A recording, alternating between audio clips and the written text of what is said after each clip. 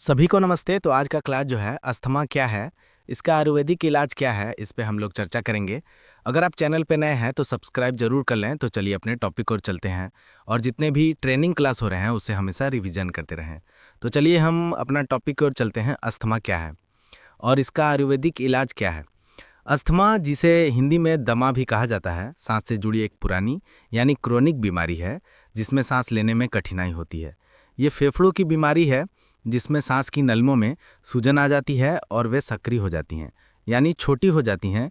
नलियों के संकरा होने और उनमें बलगम कफ जमा होने के कारण सांस लेने और छोड़ने में जोर लगाना पड़ता है, जिससे बार बार खांसी, घरघराहट यानी वीजिंग, सीने में जकड़न और सांस फूलने जैसे लक्षण महसूस होते हैं। आयुर्वेद में अस्थमा को तमक श्वास के नाम से जाना जाता है। आयुर्वेद मानता है कि ये बीमारी मुख्य रूप से शरीर में कफ और वात दोष के असंतुलन के कारण होती है।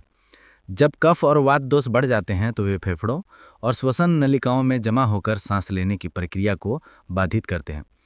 आयुर्वेद अस्थमा के इलाज के लिए सिर्फ लक्षणों को दबाने के बजाय रोग के मूल कारण यानी दोषों के असंतुलन को ठीक करने पर ध्यान केंद्रित करता है। आयुर्वेदिक उपचार में आहार, जीवन शैली, हर्बल औषधियाँ और योग प्राणायाम को शामिल किया जाता है। इसे घर में उपचार कैसे कर सकते हैं, आइए जानते हैं। अदरक यानी जिंजर और लहसुन यानी गार्लिक। अदरक में एंटी इन्फ्लामेंट्री यानी सूजन कम करने वाले गुण होता है।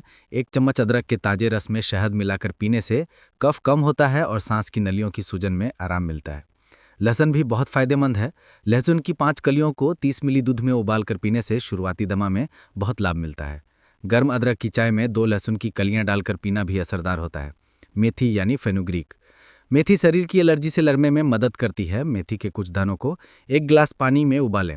जब पानी 1/3 रह जाए तो इसमें शहद और अदरक का रस मिलाकर रोजाना सुबह शाम पिएं। अजवाइन यानी कैरम सीड्स। अजवाइन अस्थमा में तुरंत राहत देती है। पानी में अजवाइन डालकर उबालें और उसकी भाप लें यानी स्टीम लें।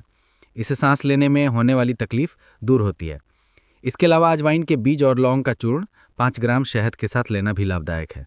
तुलसी यानी तुलसी और मुलेठी यानी लिक्करिश। तुलसी के पत्ते चबाने या उसका काढ़ा पीने से फेफड़ों में जमी बलगम निकलती है और रोग प्रतिरोधक क्षमता यानी इम्यूनिटी बढ़ती है। मुलेठी कफ को शांत करने और गले की खराश दूर करने में मदद करती है। मुलेठी और अदरक की चाय बहुत गुणकारी होती है। हल्दी यानी टर्मेरिक। हल्दी में करक्यूमिन होता है जो एंटी इन्फ्लामेंट्री और एंटी एलर्जिक होता है। रोज रात को हल्दी वाला दूध पीने से फेफड़ों की सफाई होती है और लक्षणों में कमी आती है। और दूसरा इसका उपचार है योग और प्राणायाम से। आयुर्वेद में योग और विशेष रूप से प्राणायाम को अस्थमा के लिए सबसे महत्वपूर्ण माना गया है। अनुलोम विलोम प्राणायाम ये श्वसन तंत्र को मजबूत बनाता है और फेफड़ों की कार्यक्षमता यानी लंग कैपेसिटी को बढ़ाता है। भस्त्रिका प्राणायाम ये फेफड़ों में ऑक्सीजन की आपूर्ति को बेहतर बनाता है और कफ निकालने में सहायक है। योग आसन में भुजंगासन, वज्रासन और अर्ध मत्स्येंद्रासन जैसे आसन फेफड़ों को सहारा देने वाली मांसपेशियों को मजबूत करते हैं। तीसरा है आहार और जीवन शैली में बदलाव। अस्थमा के मरीजों के लिए सही खानपान बहुत जरूरी है। क्या खाएं? पुराने चावल, जौ, बार्ली, मूंग दाल, कुल्थी, हरी पत्तेदार सब्जियां, पालक और गाजर का रस, गुनगुना पानी और शहद। और क्या नहीं खाना है? ठंडे पेय पदार्थ, दही, केला, तला हुआ और भारी भोजन, अधिक मीठे पदार्थ और बासी खाना, ये चीजें कफ को बढ़ाती हैं। अन्य सुझाव: धूल मिट्टी, धुआं, परागकण और अन्य एलर्जी पैदा करने वाले तत्वों से दूर रहें। ठंडी हवा के संपर्क से बचें। सर्दियों में विशेष सावधानी बरतें।